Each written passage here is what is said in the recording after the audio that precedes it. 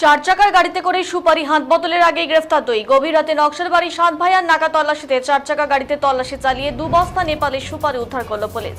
ঘটনায় কোনো বৈধ নথিপত্র দেখতে পারায় ধৃতদের গ্রেফতার করা হয়। ধৃতরা হল রাকেশ দাস এবং অমিত দাস। ধৃতরা জলপাইগুড়ি বানারহাটের বাসিন্দা। ধৃতদের বুধবার শিলিগুড়ি মহকুমা আদালতে পাঠানো হয়। পুলিশ সূত্রে জানা গেছে, পানি ট্যাঙ্কি থেকে চুরির সুপারি নিয়ে ফেরার সময় নাকা তল্লাশিতে উদ্ধার করা হয় নেপালি সুপারি। ঘটনায় ধৃতদের গ্রেফতার করা হয়েছে।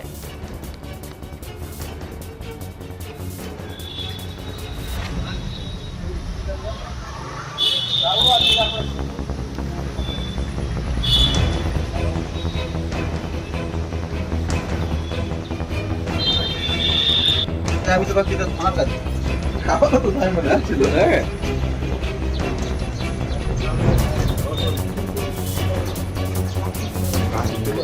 মায়ানমার সুপারি না নেপালের সুপারি না চাইনিজ সুপারি একটু বলতে পারবে?